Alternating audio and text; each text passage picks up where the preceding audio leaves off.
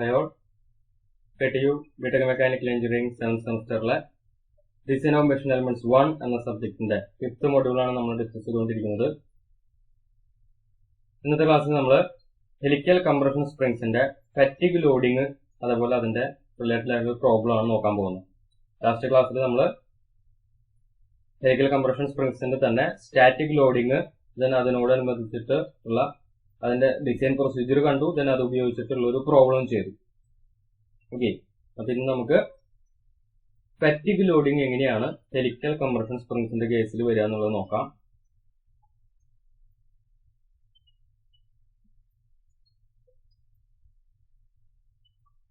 Okay,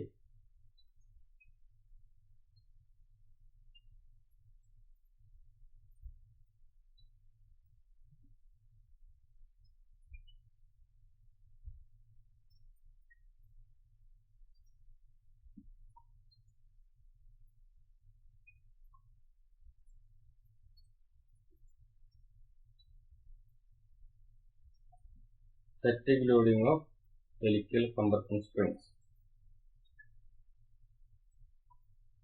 നമ്മൾ സാധാരണഗതിയിൽ fatigue loading എന്ന് പറയുമ്പോൾ ലോഡില് ഒരു ഫ്ലക്ച്വേഷൻ ഉണ്ടായിരിക്കും. ഓക്കെ, നമുക്കിവിടെ എഫ് ആണ് നമ്മുടെ ലോഡ് എന്നുണ്ടെങ്കിൽ എഫ് എന്നുള്ളതിന് ഒരു മാക്സിമം വാല്യൂ ഉണ്ടായിരിക്കും,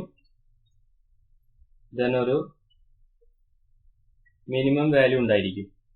ഓക്കെ, അപ്പൊ ഒരു മിനിമം ടു മാക്സിമം വാല്യൂ അതിന്റെ ഇടയിൽ നമ്മുടെ ലോഡ് വാരി ചെയ്യുമ്പോഴാണ് നമ്മൾ ഫാറ്റിഗ് ലോഡിങ് എന്ന് വിളിക്കുക. ഓക്കെ, ദെൻ നമ്മൾ ഇതിനു മുമ്പ് ഫാറ്റിഗ് ലോഡിങ് കണ്ടിരുന്നു. അപ്പോഴത്തേക്കും അവിടെ നമുക്ക് ലോഡിന്റെ വേരിയേഷൻ പലതരത്തില് ലോഡുകൾ വേരി ചെയ്യാം എന്നുള്ളത് നമ്മൾ കണ്ടിരുന്നു. അപ്പൊ ഈ രീതിയിൽ ലോഡ് വേരി ചെയ്യുന്നതിന് നമ്മൾ ഫ്ലക്ച്വേറ്റിംഗ് ലോഡ് എന്നാണ് വിളിക്കുക. ഓക്കെ, ടൈമിനനുസരിച്ച് ലോഡില് ലോഡ് എപ്പോഴും ഒരു ടെൻസൈൽ വാല്യൂ ആയിരിക്കുന്നു എന്നുള്ളതാണ്. ദെൻ അതിലൊരു ഫ്ലക്ച്വേഷൻ. ഓക്കെ, അതല്ലെങ്കിൽ ലോഡ് എപ്പോഴും ഒരു കംപ്രസീവ് ലോഡ് ആയിരിക്കുക, ദെൻ അതിൽ തന്നെ ഒരു ഫ്ലക്ച്വേഷൻ വരിക എന്നുള്ള രീതിയിൽ വരാം. ദെൻ പിന്നെ വരാൻ സാധ്യതയുള്ളത്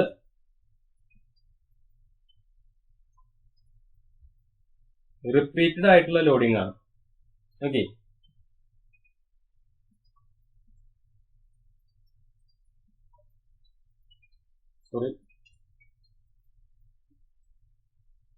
റിപ്പീറ്റഡ് ലോഡിംഗ് എന്ന് പറയുമ്പോൾ സീറോയിൽ നിന്ന് സ്റ്റാർട്ട് ചെയ്യണു, ഒരു മാക്സിമം വാല്യൂ അഗെയിൻ സീറോയിലേക്ക് വരുന്നു, വീണ്ടും മാക്സിമം വാല്യൂ, വീണ്ടും സീറോ. ഓക്കെ, അപ്പൊ ഇവിടെ ഫോഴ്സിന്റെ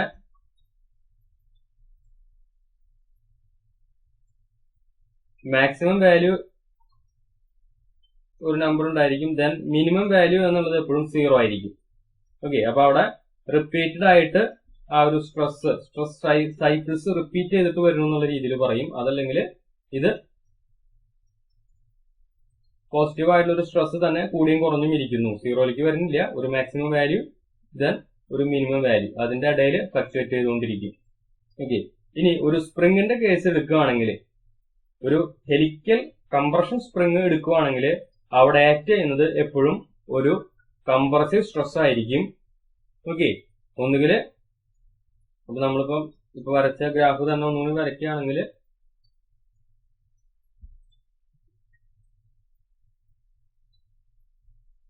എപ്പോഴും അവിടെ ആക്ട് ചെയ്യുന്നത് ഒരു കംപ്രസീവ് ലോഡായിരിക്കും. അപ്പോ സീറോ ടു ഒരു നെഗറ്റീവ് വാല്യൂലേക്ക് പോകും, അഗെയിൻസ്റ്റ് സീറോ, വീണ്ടും ഒരു നെഗറ്റീവ് വാല്യൂ. ഈ രീതിയിലായിരിക്കും നമ്മുടെ സ്പ്രിങ്ങില് ഹെലിക്കൽ കംപ്രഷൻ സ്പ്രിങ്ങില് ലോഡ് ആക്ട് ചെയ്യുന്നുണ്ടായിരിക്കുക. ഓക്കെ, ലോഡ് ടൈം അല്ലെങ്കിൽ സ്ട്രെസ് ടൈം എന്നൊക്കെ പറഞ്ഞിട്ട് നമ്മൾ ഗ്രാഫ് പ്ലോട്ട് ചെയ്യുകയാണെങ്കിൽ ഈ രീതിയിലായിരിക്കും അവിടെ ലോഡിന്റെ വേരിയേഷൻ. ഓക്കെ, ഇനി ഇപ്പൊ ഒരു ഹെലിക്കൽ ടെൻഷൻ സ്പ്രിങ് ആണെങ്കിൽ ഈ രീതിയിലായിരിക്കും ആക്ട് ചെയ്യുന്നത്. ഒരു ഹെലിക്കൽ കംപ്രഷൻ സ്പ്രിങ് ആണെങ്കിൽ, ടെൻഷൻ സ്പ്രിങ്ങിന്റെ കേസിൽ സീറോ ടു ഒരു മാക്സിമം വാല്യൂ അഗെയിൻസ്റ്റ് സീറോ എന്നുള്ള രീതിയിലാവാം. ഇനി ഹെലിക്കൽ കംപ്രഷൻ സ്പ്രിങ്ങിന്റെ കേസിലാണ്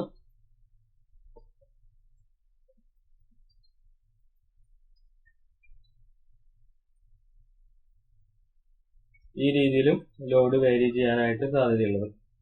ഓക്കെ, അപ്പോൾ ഇങ്ങനെ ഒരു മിനിമം ടു ഒരു മാക്സിമം വാല്യൂ എന്നുള്ള രീതിയിലൊക്കെ ലോഡുകൾ ഫ്ലക്ച്വേറ്റ് ചെയ്ത് വരുമ്പോൾ നമ്മൾ പിന്നെ ചെയ്യുന്നതെന്ന് പറഞ്ഞാൽ ഇതിന്റെ ഒരു ആംപ്ലിറ്റ്യൂഡും ഒരു മീൻ വാല്യൂവും കണ്ടുപിടിക്കുക എന്നുള്ളതാണ്.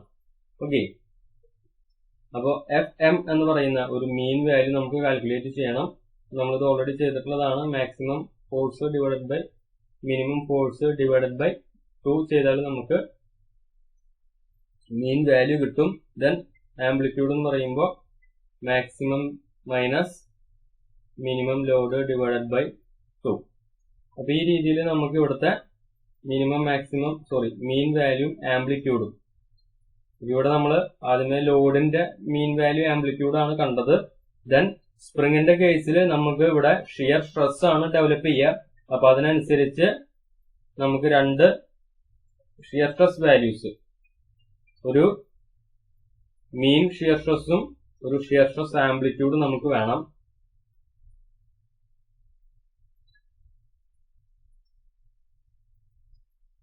മീൻ ഷിയർ സ്ട്രെസ് ടോ എം, അതേപോലെ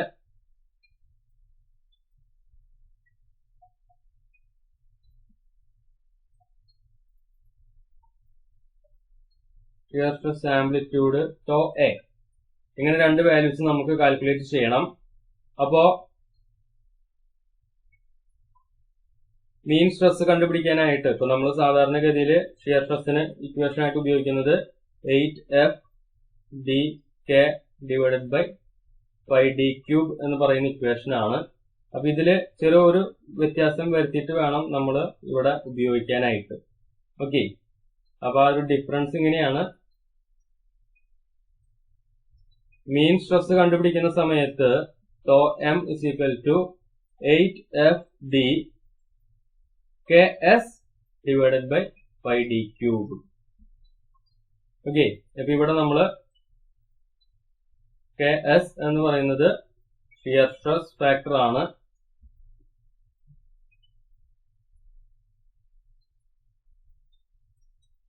This is equal to 1 plus 1 by 2C.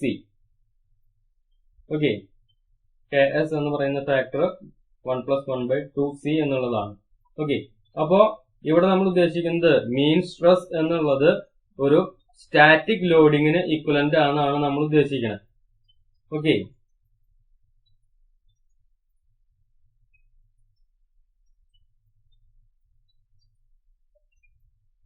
Similar to static loading.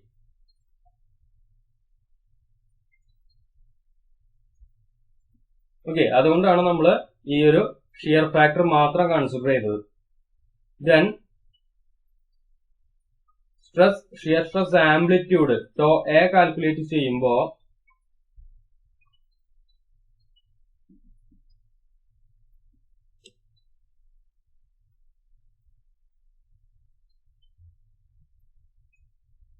നമ്മള് വോൾ സ്ട്രെസ് ഫാക്ടർ, അപ്പൊ ഇവിടെ നമ്മള് KW എന്നുള്ളത്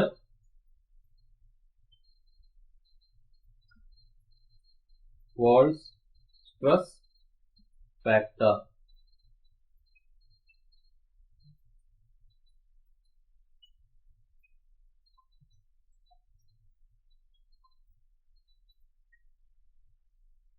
അപ്പൊ ഇവിടുത്തെ ടോ എ എന്ന് പറയുന്നത് ആംപ്ലിറ്റ്യൂഡ് ആണ്. അപ്പൊ ഇതാണ് ഇവിടുത്തെ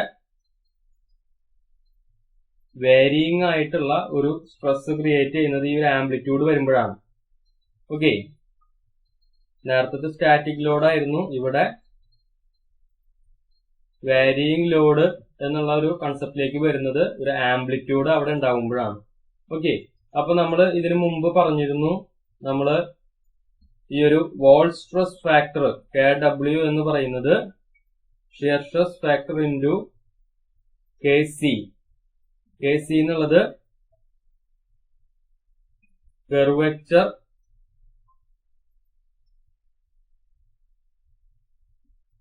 ഫാക്ടർ or stress concentration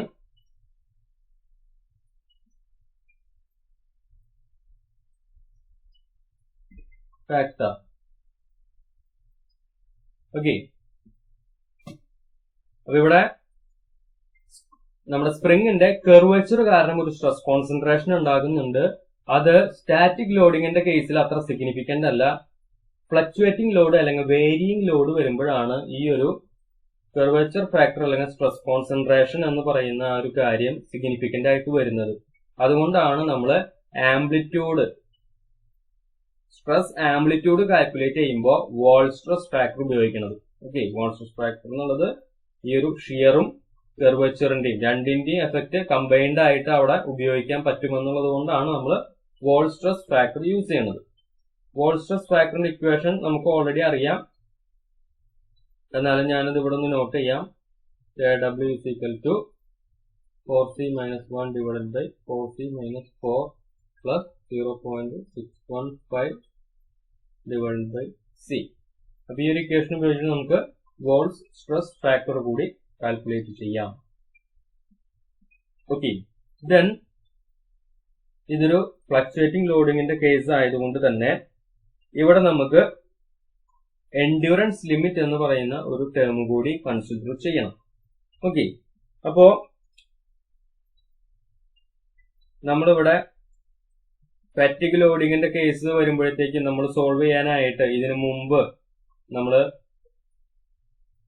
സാധാരണഗതിയിൽ നമ്മൾ ഉപയോഗിക്കുന്ന എലമെന്റുകളിലൊക്കെ വേരിയിങ് ലോഡുകൾ വരുമ്പോഴത്തേക്കും നമ്മൾ സോഡർബർഗ് ഗുഡ്മാൻ ക്രൈറ്റീരിയാസ് ആണ് യൂസ് ചെയ്തിരുന്നത്. ഓക്കെ, അപ്പൊ അതില് ഡക്ടൈൽ മെറ്റീരിയൽസിന് നമ്മൾ ഉപയോഗിച്ചിരുന്നത് സോഡർബർഗ് ക്രൈറ്റീരിയ ആണ്. ആ ഒരു ക്രൈറ്റീരിയ തന്നെയാണ് നമ്മൾ സ്പ്രിങ്ങിന്റെ കേസിലും യൂസ് ചെയ്യുന്നത്. സ്പ്രിങ്സ് എല്ലാം ഡക്ടൈൽ മെറ്റീരിയൽസ് കൊണ്ടാണ് ഉണ്ടാക്കുന്നത്. ഓക്കെ, അപ്പൊ നമ്മൾ സോഡർബർഗ് ക്രൈറ്റീരിയ ആണ് സ്പ്രിങ്ങിന്റെ ഈ ഒരു ഫാറ്റിക് ലോഡിങ്ങിന്റെ സമയത്ത് നമ്മൾ യൂസ് ചെയ്യുക. ദെൻ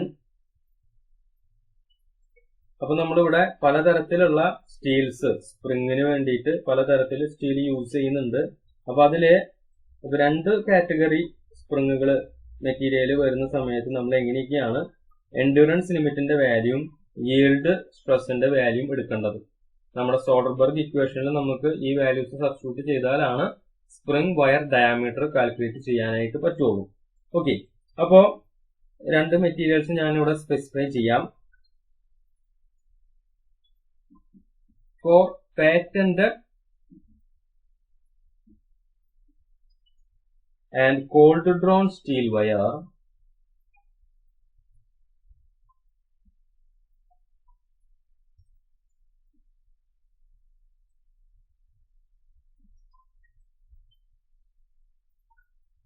of grade 1 to 4,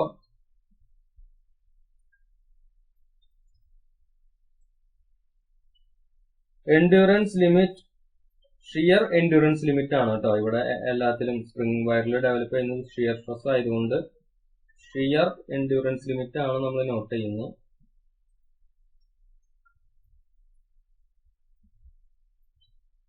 നമ്മൾ അതിന്റെ നൊട്ടേഷൻ ടോ ഇ എൻ എന്നാണ് എടുക്കുന്നത്. 0.21 sigma U T. Okay, ultimate സ്ട്രെസിന്റെ 21% എന്നുള്ള രീതിയിലാണ് നമ്മൾ എൻഡ്യൂറൻസ് ലിമിറ്റ് എടുക്കുന്നത്. Then shear yield strength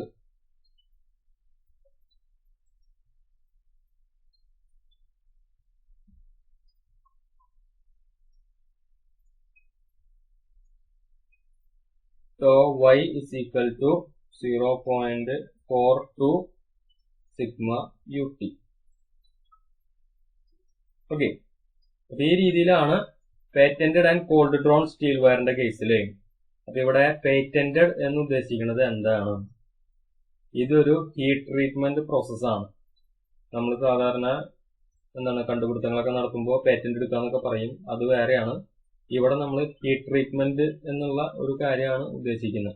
okay, ഒരു 1000 ഡിഗ്രി വരെയൊക്കെ നമ്മുടെ ഈ ഒരു സ്പ്രിങ്ങിന്റെ മെറ്റീരിയൽ ഹീറ്റ് ചെയ്തതിന് ശേഷം അതിനൊരു 600 ഡിഗ്രിയിലേക്കൊക്കെ പെട്ടെന്ന് സഡൻ ആയിട്ട് കൂൾ ചെയ്തിട്ട് അതിന്റെ പ്രോപ്പർട്ടീസ് ഹാർഡ്നെസ് ഒക്കെ ഇമ്പ്രൂവ് ചെയ്യുന്ന ഒരു മെത്തേഡാണ് പേറ്റന്റിങ് ഉദ്ദേശിക്കുന്നത്. ദെൻ ആ രീതിയിൽ ട്രീറ്റ് ചെയ്ത ദെൻ വീണ്ടും അതിനുശേഷം കോൾഡ് ഡ്രോൺ എന്നുള്ള രീതിയിൽ അതിനെ വലിച്ചു നീട്ടി വയേഴ്സ് ആക്കിയിട്ട് സ്പ്രിംഗ് ആക്കി മാറ്റുന്ന ആ രീതിയിലാണ് ഈ ഒരു സ്പ്രിംഗ് ഉണ്ടാക്കുക. ഓക്കെ, അപ്പോ നമുക്ക് ഡാറ്റ ബുക്കിൽ just cold drawn steel wire എന്ന് പറഞ്ഞിട്ട് കൊടുത്തിട്ടുള്ളൂ. ആക്ച്വലി 2 കാറ്റഗറി ഉണ്ട്, പേറ്റന്റഡും ഉണ്ട്, നോൺ പേറ്റന്റഡും ഉണ്ട്. അപ്പൊ ഡാറ്റ ബുക്കിൽ തന്നെ പലതരത്തെ നോക്കിക്കഴിഞ്ഞാൽ നമുക്ക് പല ടേബിളുകളിലും അത് എടുത്ത് പറഞ്ഞിട്ടും പാറ്റന്റഡ് അല്ലാത്ത രീതിയിലൊക്കെ മെറ്റീരിയൽസ് കൊടുത്തിട്ടുണ്ട്. അപ്പം നോൺ പാറ്റന്റഡ് എന്നുള്ളതിനേക്കാളും കുറച്ചുകൂടി ഇംപ്രൂവ് ആയിട്ടുള്ള പ്രോപ്പർട്ടീസ് ആണ് പാറ്റന്റഡ് കോൾഡ് ഡ്രോൺ സ്റ്റീൽ വയേഴ്സിനുള്ളത്. അത് തന്നെ 1 to 4 എന്ന് പറഞ്ഞിട്ട് പല പല ഗ്രേഡുകളുണ്ട്. ഓക്കെ, അപ്പോ നമ്മളിവിടെ എൻഡുറൻസ് ലിമിറ്റ് എന്നുള്ളത് അൾട്ടിമേറ്റ് സ്ട്രെസ് ആയിട്ട് ആണ് ഇതെല്ലാം ഇക്വേറ്റ് ചെയ്യുന്നത്, അല്ലെങ്കിൽ അൾട്ടിമേറ്റ് സ്ട്രെസിന്റെ എത്ര ശതമാനം എന്നുള്ള രീതിയിലാണ് കാൽക്കുലേറ്റ് ചെയ്യുന്നത്. ഓക്കെ, എൻഡുറൻസ് ലിമിറ്റ് എന്നുള്ളത് 0.21%, 21% അല്ലെങ്കിൽ 0.21 into sigma ut. Then yield value എന്നുള്ളത് 42%. ഓക്കെ, then അടുത്തൊരു കാറ്റഗറി എന്ന് പറയുന്നത് oil hardened and tempered steel wire.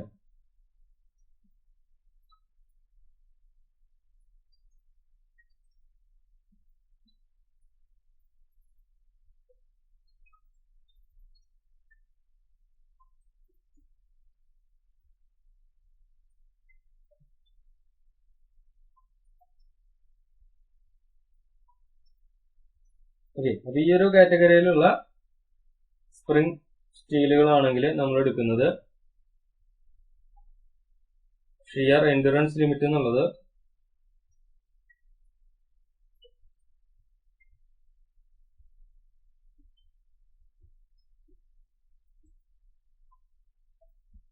0.22 ultimate sigma ut, 22% of ultimate stress. Then shear yield strength എന്നുള്ളത്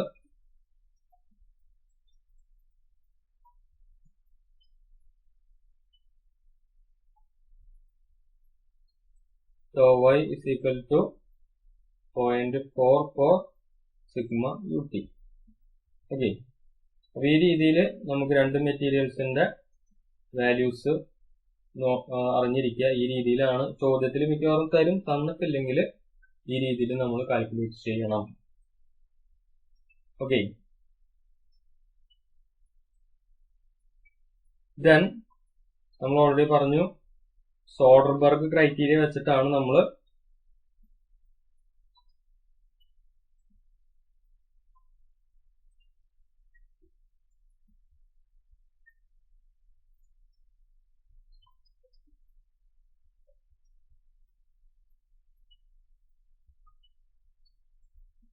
സ്പ്രിങ്സിന്റെ കേസിൽ ഈ ഒരു സോഡർബർഗ് ക്രൈറ്റീരിയ എന്നുള്ളത് എങ്ങനെയാണ് വരുന്നതെന്ന് നമുക്ക് നോക്കാം.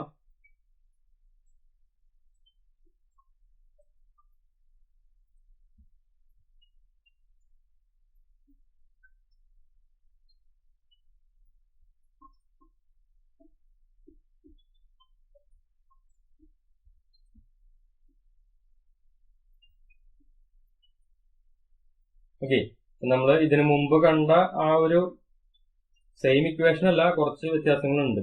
ഓക്കെ, നമ്മൾ ഇതിനു മുമ്പ് പഠിച്ച സമയത്ത് നമുക്കുണ്ടായിരുന്നത് tau a by tau amplitude divided by endurance, shear endurance value plus mean shear value divided by shear yield value which is equal to 1 by factor of safety. ആ രീതിയിലാണ് നമ്മൾ മുമ്പ് കണ്ടിരുന്നത്. പക്ഷെ ഇവിടെ നമുക്ക് 2 times of shear amplitude stress divided by shear endurance limit plus mean shear stress minus shear amplitude divided by shear yield value which is equal to 1 by factor of safety. ഈ ഒരു ഇക്വേഷൻ അറിഞ്ഞിരിക്കണം. Then ഇത് PSG data ബുക്കിൽ ഈ ഒരു equation available ആണ്. Notations ചെറിയ വ്യത്യാസങ്ങളൊക്കെ കാണും, പക്ഷെ PSG ഡാറ്റ ബുക്കിൽ നമുക്ക് ഈ ഒരു ഇക്വേഷൻ അവൈലബിൾ ആണ്. ഈ ഇക്വേഷൻ അറിഞ്ഞാലാണ് നമുക്ക് വയർ ഡയാമീറ്റർ കാൽക്കുലേറ്റ് ചെയ്യാൻ പറ്റുള്ളൂ.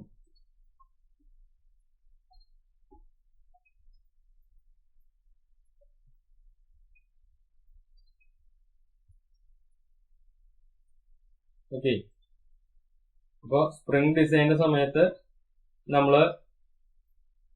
സ്റ്റാറ്റിക് ലോഡിങ്ങിന്റെ കേസിൽ നമ്മൾ ചെയ്തിരുന്ന ആ ഒരു സെയിം പ്രൊസീജിയർ തന്നെയാണ്. അതില് വയർ ഡയമീറ്റർ കാൽക്കുലേറ്റ് ചെയ്യുന്ന ആ ഒരു സ്റ്റെപ്പ് കുറച്ച് ലെങ്തി ആയിട്ട് മാറും. അവിടെ നമ്മളിപ്പോ കണ്ട അത്രയും കാര്യങ്ങൾ ചെയ്യണം. ഓക്കെ, ഒരു മാക്സിമം സ്ട്രെസ്, ഒരു മാക്സിമം ലോഡ്, മിനിമം ലോഡ് ഉണ്ടായിരിക്കും. അതിൽ നിന്ന് ഒരു മീൻ ലോഡും ആംപ്ലിറ്റ്യൂഡും കാൽക്കുലേറ്റ് ചെയ്യണം. അതിനെ നമ്മൾക്ക് മീൻ സ്ട്രെസ്സും സ്ട്രെസ് ആംപ്ലിറ്റ്യൂഡ് ആക്കി മാറ്റണം. ദെൻ അത് സബ്സ്റ്റിറ്റ്യൂട്ട് ചെയ്യുക, ഈ ഒരു സോഡർബർഗ് ഇക്വേഷൻ സബ്സ്റ്റിറ്റ്യൂട്ട് ചെയ്തിട്ട് വയർ ഡയമീറ്റർ കാൽക്കുലേറ്റ് ചെയ്യണം. ഇത്രയും കാര്യങ്ങളാണ് തൊട്ട് മുമ്പ് നമ്മൾ ചെയ്തതിനേക്കാളും അഡീഷണൽ ആയിട്ട് വരുന്നത്. ഓക്കെ, ദെൻ മഹാദേവൻ ഡാറ്റ ബുക്കില് ഇതുമൂന്നോടനുബന്ധിച്ച് കുറച്ച് കാര്യങ്ങൾ അവൈലബിൾ ആണ് പേജ് നമ്പർ 173. ഓക്കെ, പക്ഷെ അത് നമുക്ക് വല്ലാതെ കാര്യങ്ങൾ അതിലില്ല. നമുക്ക് അവിടെ ഈ ഒരു സോഡർബർഗ് ക്രൈറ്റീരിയ ഒന്നും അവൈലബിൾ അല്ല. അത് നമുക്ക് വേണമെങ്കിൽ PhD ഡാറ്റ ബുക്ക് ആ ഒരു ഇക്വേഷനും കാര്യങ്ങൾക്കും വേണ്ടി റെഫർ ചെയ്യാം. ഓക്കെ, അപ്പോൾ ഇതിന്റെ ബേസിൽ നമുക്ക് ഒരു പ്രോബ്ലം കൂടി നോക്കാം. ചോദ്യം ഇതാണ്: A helical spring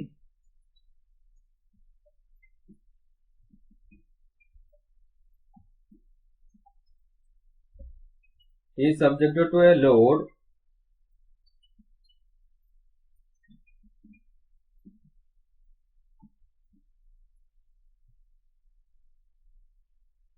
varying from 100 Newton to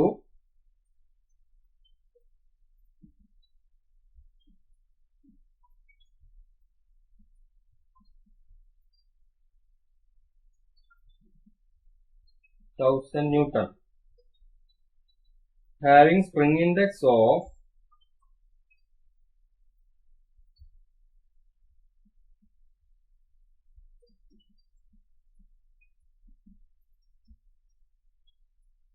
6 and the design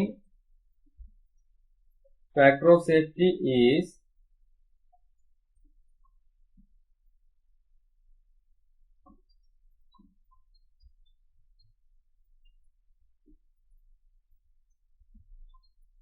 1.25. The compression of the spring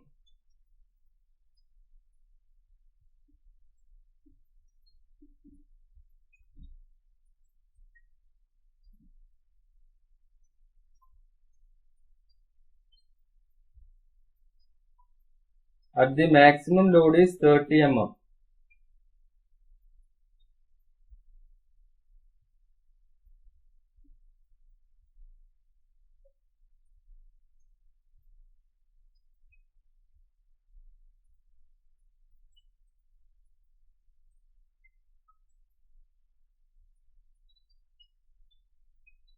Design the helical compression spring.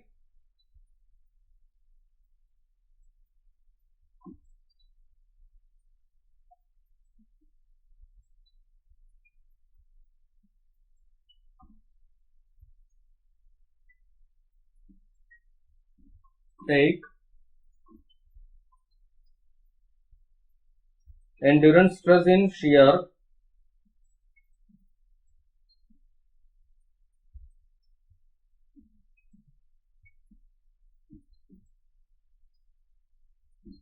as 1 ton Newton per millimeter square. Yield stress in shear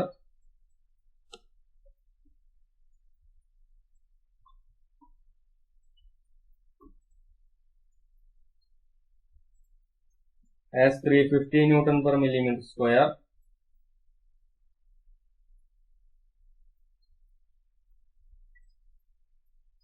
And modulus of rigidity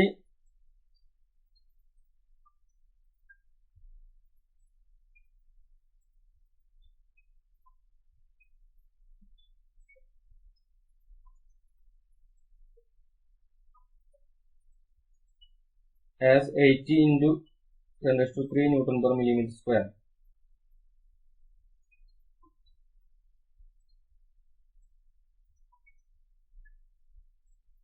Okay, അപ്പോൾ ഇതാണ് ചോദ്യം. ഒന്ന് ഓടിച്ചു വായിക്കാം. A helical spring is subjected to a load varying from 100 Newton to 1000 Newton. Okay, having a spring index of 6 and a design factor of safety 1.25. The compression of the spring at the maximum Lord is 30 mm. അപ്പോൾ ഇവിടുത്തെ maximum deflection ആണ് 30 mm എന്ന് പറഞ്ഞിട്ടുള്ളത്. Design the helical compression spring. Take endurance stress in shear as 110 Nm/mm² and shear yield stress as 350 Nm/mm² and modulus of rigidity as 80 Nm/mm². 80 × 10⁻³ Nm/mm². Okay, അപ്പോൾ ഇത്രയും കാര്യങ്ങളാണ് നമുക്ക് തന്നിട്ടുള്ളത്. നമുക്ക് ഗിവൺ ഡാറ്റ നോട്ട് ചെയ്യാം. അപ്പോൾ നമ്മുടെ സ്റ്റെപ്പ് 1 ആണ്, നമ്മൾ സ്റ്റെപ്പ് 1ലാണ് ഗിവൺ ഡാറ്റ നോട്ട് ചെയ്യുന്നത്. ഓക്കെ, അപ്പൊ ഒന്ന് ഇത് ഫാറ്റിക് ലോഡിംഗ് ആണെന്നുള്ളത് നോട്ട് ചെയ്യുക. Of helical compression spring.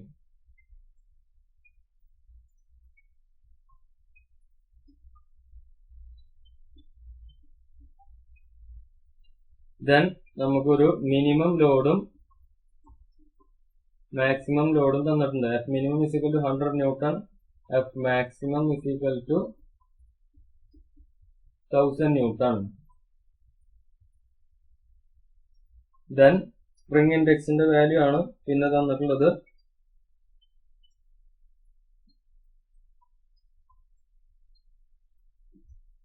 C is equal to 6. Then factor of safety നമ്മൾ FOS എന്നാണ് നോട്ടേറ്റ് ചെയ്യുന്നത്, 1.25. Then maximum deflection y max is equal to 30 mm. Okay, അപ്പൊ ഇത്രയും കാര്യങ്ങളാണ് ഒറ്റ നോട്ടത്തിൽ നമുക്ക് തന്നിട്ടുള്ളത്. ദെൻ മെറ്റീരിയൽ റിലേറ്റഡ് സംഭവങ്ങളാണ്, അത് നമുക്ക് സ്റ്റെപ്പ് 2 നോട്ട് ചെയ്യാം. Material properties.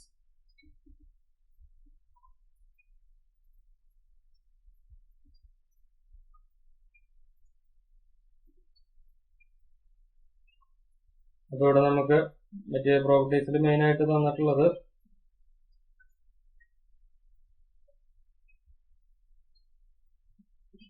endurance limit tau En is equal to 110 Nm/mm².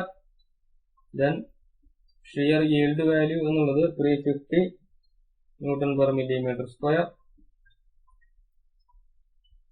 Then modulus of rigidity G is equal to 80 × 10⁻³ Nm/mm². Okay, ഇത്രയും വാല്യൂസ് ആണ് മെറ്റീരിയൽ പ്രോപ്പർട്ടി റിലേറ്റഡ് ആയിട്ട് പറഞ്ഞിട്ടുള്ളത്. ദെൻ നമുക്ക് സ്റ്റെപ്പ് 3ലേക്ക് പോവാം.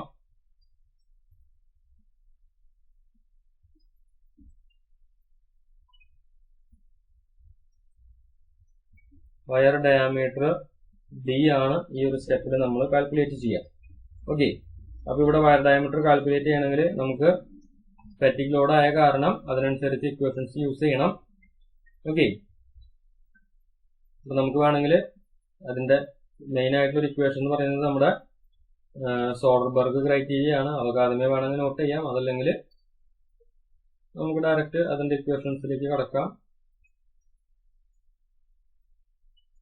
മീൻ load Fm is equal to F maximum plus F minimum divided by 2. 1000 plus 100 by 2. 550 Newton.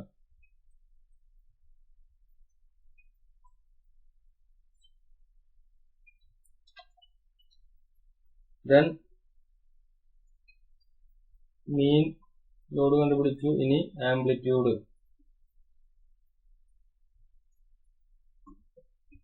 FA is equal to F maximum minus F minimum by 2. 1000 minus 100 by 2. ഇവിടെ 450 Newton എന്ന് കിട്ടും.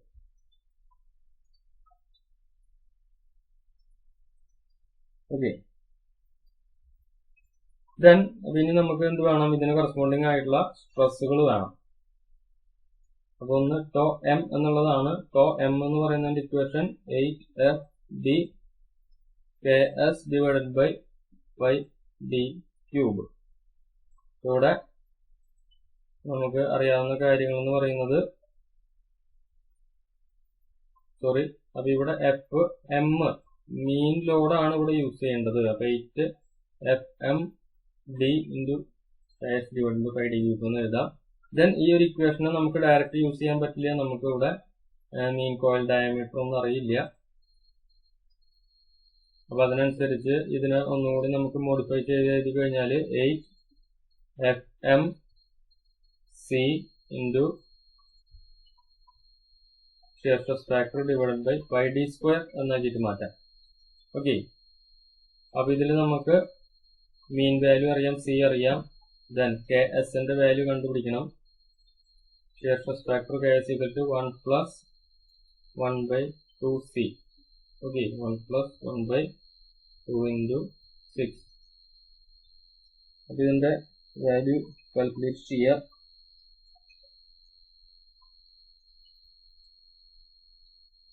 വരുന്നത് 1.0833 എന്നാണ്.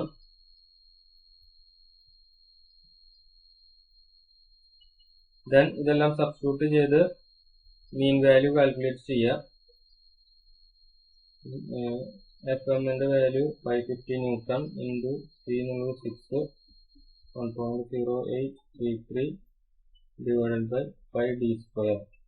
അപ്പൊ നമുക്കിവിടെ ഡി സ്ക്വയറിന്റെ ടേമിലാണ് ഇവിടെ സ്ട്രെസ് കിട്ടുക. ഓക്കെ, മീൻ സ്ട്രെസ്സിന്റെ വാല്യൂ എന്നുള്ളത്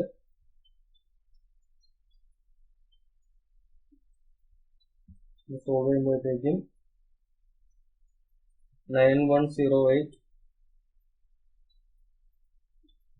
ഡിവൈഡഡ് ബൈ ഡി സ്ക്വയർ. ഇതാണ് ടോ എം എന്ന് പറയുന്ന വാല്യൂ. ദെൻ നമുക്ക് stress amplitude tau A is equal to 8 F A into D into K W divided by pi D cube. Sorry,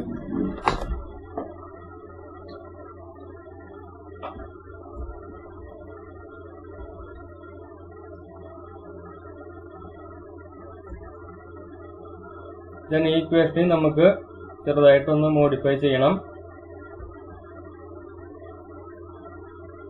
F A into C into K W divided by pi D square.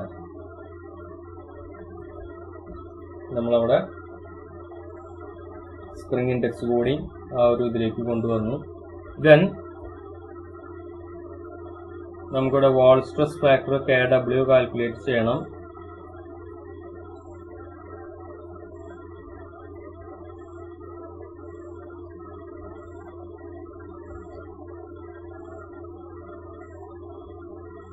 നമ്മൾ അതിന്റെ value കൊടുത്തു കഴിഞ്ഞാൽ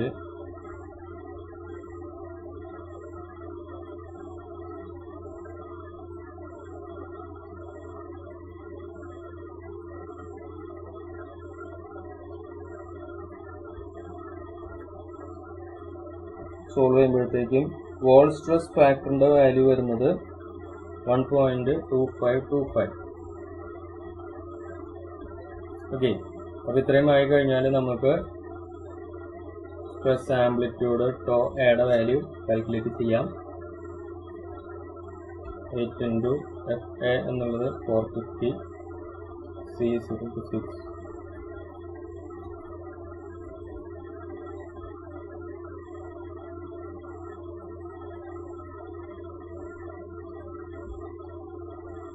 okay, then ഇത് solve ചെയ്യുമ്പോഴത്തേക്കും നമുക്ക് 8650 15.92 divided by d square. ഇങ്ങനെയാണ് നമുക്ക് stress amplitude കിട്ടുക. ഓക്കെ, അപ്പൊ ഇനി നമുക്ക് സോഡർബർഗ് ഇക്വേഷൻ യൂസ് ചെയ്യാം.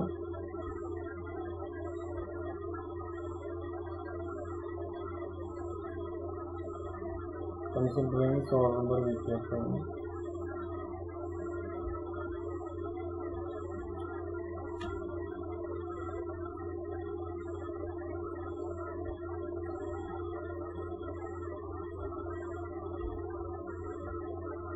2 tau A divided by tau n plus tau n minus tau A divided by tau y is equal to 1 by factor of safety. Okay, ഇതാണ് നമ്മുടെ Soderbergh equation. അപ്പോൾ ഇതിലേക്ക് നമുക്ക് ആവശ്യമുള്ള വാല്യൂസ് ജസ്റ്റ് ഒന്ന് not ചെയ്യാം.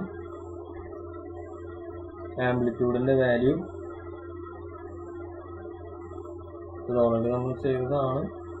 വന്നത് നമുക്കത് ഡയറക്റ്റ് സബ്സ്റ്റിറ്റ്യൂട്ട് ചെയ്യുന്നതാവും നല്ലത്. ഓക്കെ, അപ്പോൾ 2 times ഓഫ്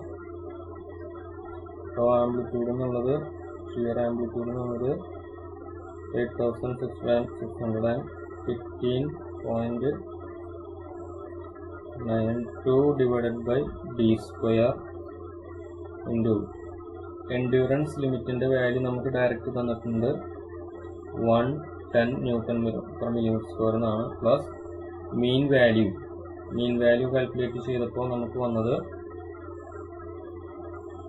9108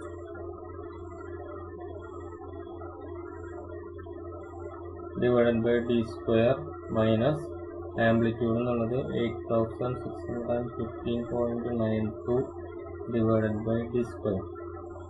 ഈ രണ്ട് ടേമും ന്യൂമറേറ്ററിലുണ്ട്. ദെൻ ഡിനോമിനേറ്ററിൽ tau y എന്നുള്ളത് 350 Nm/mm², which is equal to factor of safety 1 divided by 1.25. Okay, ഇതാണ് നമ്മുടെ മൊത്തത്തിലുള്ള ഇക്വേഷൻ. അപ്പോൾ ഇതിനെ ഒന്ന് റീഅറേഞ്ച് ഒക്കെ ചെയ്ത് സോൾവ് ചെയ്യുമ്പോഴത്തേക്കും ഇതിൻ്റെ ഇടയിൽ വരുന്ന ചില സ്റ്റെപ്പുകളൊന്ന് നോട്ട് ചെയ്യാം. സോറി,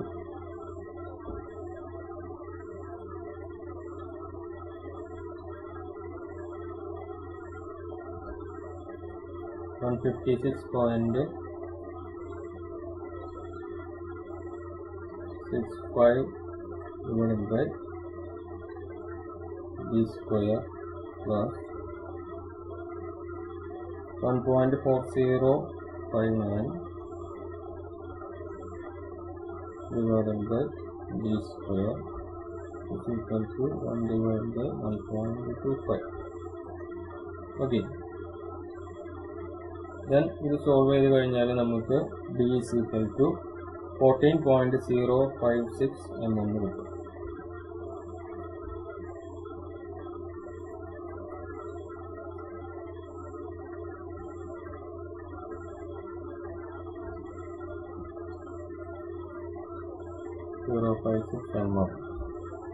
ഓക്കെ, ദെൻ നമ്മൾ എന്ത് ചെയ്യണം എന്ന് വെച്ചാൽ ഈ ഒരു വാല്യൂവിനെ സ്റ്റാൻഡർഡൈസ് ചെയ്യണം. ഓക്കെ, അപ്പോൾ നമുക്ക് മെറ്റീരിയൽ പ്രോപ്പർട്ടീസ് മാത്രമാണ് തന്നത്. നമ്മൾ ഡാറ്റ ബുക്ക് എടുക്കുക, 188 എടുക്കുക. KM data book page 188 first column. നമ്മളോട് വേറെ പ്രത്യേകിച്ചൊന്നും മെറ്റീരിയലിനെ കുറിച്ചൊന്നും പറഞ്ഞിട്ടില്ല. അപ്പോൾ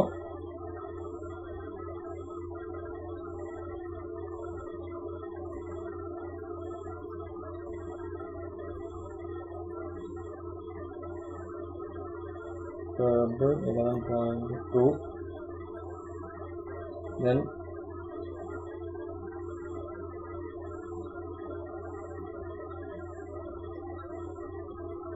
assume the material as cold brown steel wire.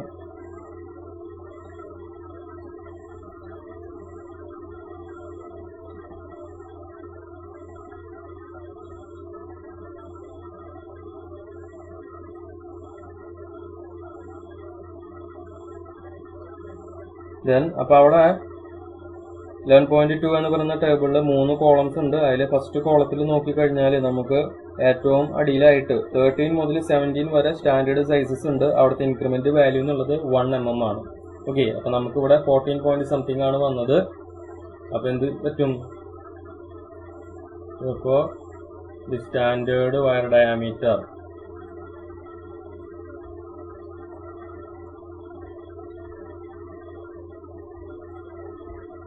d is equal to 15 mm.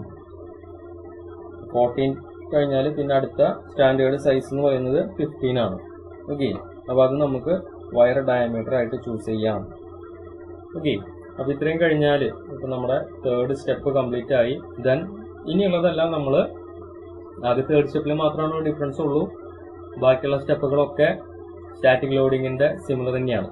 Okay, അപ്പോൾ ഇവിടെ ഇത് കഴിഞ്ഞ് കഴിഞ്ഞാൽ നമുക്ക് എന്ത് ചെയ്യാം? Step 4 mean coil diameter. Mean coil diameter capital D calculate ചെയ്യണം. Okay, D is equal to C into wire diameter. D എന്നുള്ളതാണ് ഇക്വേഷൻ. സിയുടെ വാല്യൂ 6 ആണ്. വയർ ഡയമീറ്റർ 15 നമ്മൾ കാൽക്കുലേറ്റ് ചെയ്തു. നമുക്ക് ഇവിടുന്ന് മീൻ കോയിൽ ഡയമീറ്റർ എന്നുള്ളത് 90 mm കിട്ടും. ഓക്കെ, ദെൻ സ്റ്റെപ്പ് 5 മീൻ കോയിൽ ഡയമീറ്റർ കഴിഞ്ഞാൽ നമുക്ക് പിന്നെ കാൽക്കുലേറ്റ് ചെയ്യേണ്ടത് ആക്റ്റീവ് നമ്പർ ഓഫ് കോയിൽസ് ആണ്.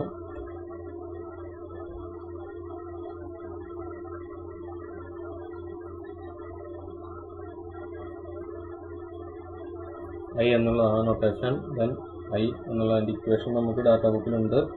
പേജ് 170 നമുക്ക് ഇക്വേഷൻസ് അവൈലബിൾ ആണ്. y d⁴ divided by 8f d³.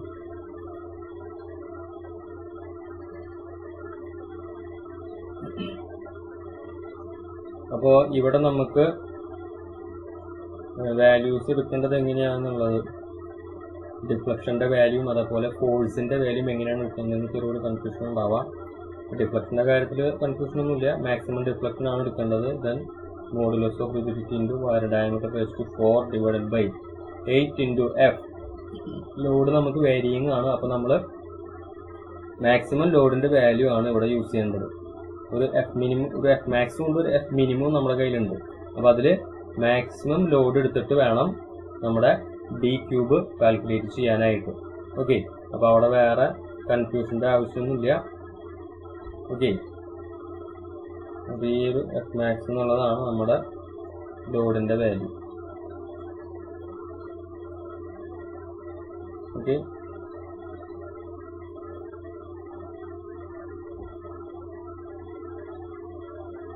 അപ്പോൾ ഈ പറഞ്ഞ വാല്യൂസൊക്കെ അതിൽ സബ്സ്റ്റിറ്റ്യൂട്ട് ചെയ്യുക. Maximum deflection y max is equal to 30 mm എന്ന് തന്നിട്ടുണ്ട്. G is equal to 80 into 10⁻³ Newton per millimeter square. Then wire diameter D നമ്മളിപ്പോൾ 15 mm എന്ന് കാൽക്കുലേറ്റ് ചെയ്തു. Capital D is equal to 90 mm. Then F max is equal to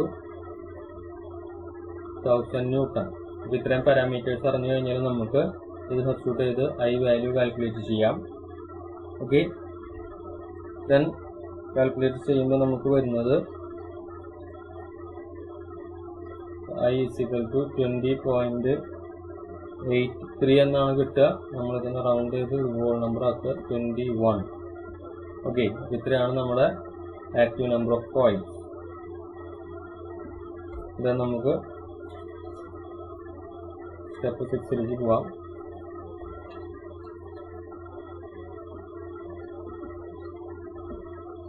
total number of coils.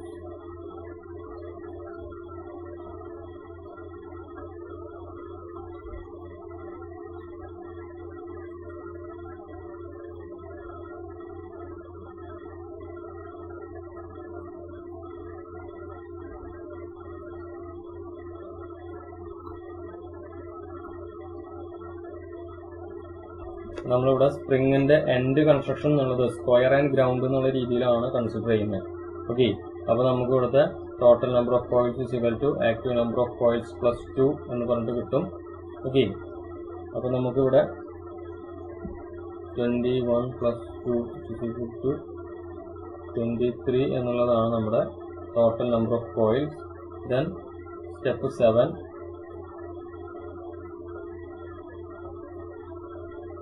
Solid length ആണ് calculate ചെയ്യുക.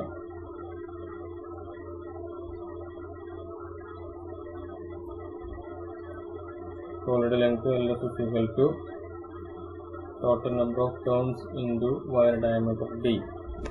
Total number of turns 23 ആണ് കിട്ടി, wire diameter 15 mm ആണ് കിട്ടി. So solid length എന്നുള്ളത് 345 mm കിട്ടും. Then step 8, free length. Free length of the spring LF എന്നുള്ളതാണ് notation. Then free length in the equation LF is equal to solid length plus A plus Y max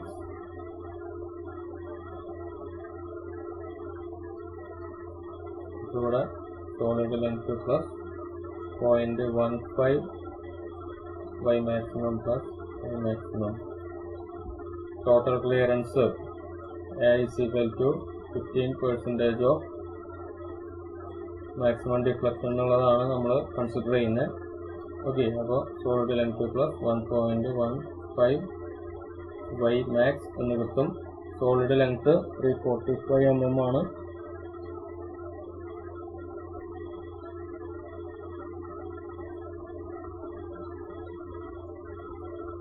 maximum deflection 30. ഇതിലേക്ക് വെച്ച് solve ചെയ്യുമ്പോഴത്തേക്കും 379.5 mm എന്നുള്ളതാണ് നമ്മുടെ free length LF. Okay,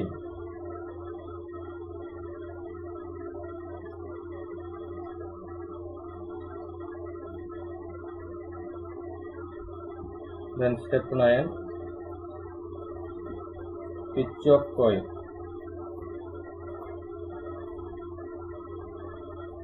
Small p ആണ് നമ്മുടെ notation. Pitch is equal to free length divided by total number of turns minus 1. Free length എന്നുള്ളത് 379.5. Then total number of turns 23 minus 1. Then solve ചെയ്യുമ്പോഴത്തേക്ക് നമുക്ക് 17.25 mm എന്നുള്ളതാണ് പിച്ചിൻ്റെ value ആയിട്ട് കിട്ടുക. Okay, then step 10, stiffness of spring.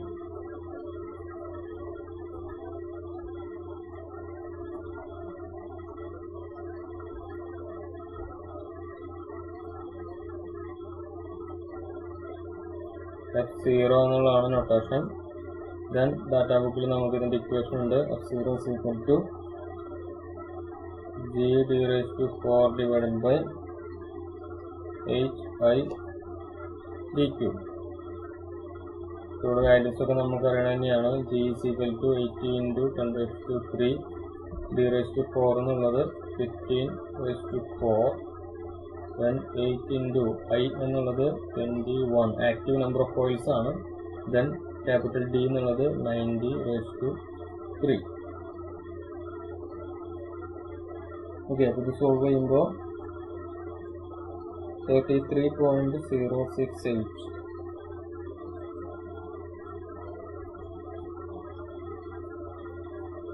Newton per mm. Okay, ഇത്രയാണ് നമുക്ക് spring stiffness ആയിട്ട് കിട്ടുക. ഓക്കെ, അപ്പോൾ ഇത്രയും കാര്യങ്ങളാണ് നമുക്കിതിൽ കാൽക്കുലേറ്റ് ചെയ്യാനുള്ളത്. ദെൻ ഏറ്റവും അവസാനം നമുക്കിതിൻ്റെ ഇത്രയും കണ്ടുപിടിച്ച കാര്യങ്ങളൊക്കെ വെച്ചിട്ട് ഒരു സ്പെസിഫിക്കേഷൻസ് നോട്ട് ചെയ്യാം.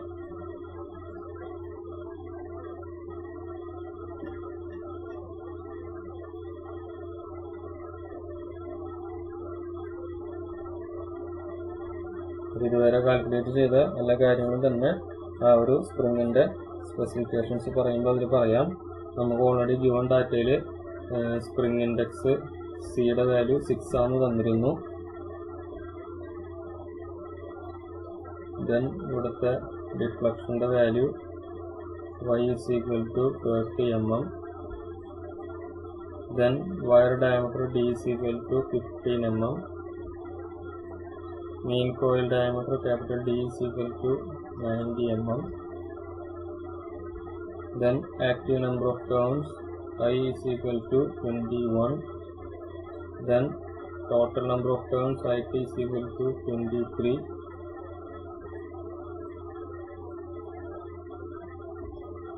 Then solid length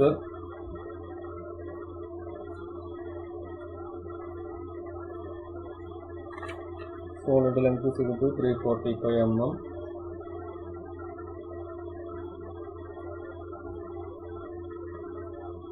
Then tree length is equal to 379.5.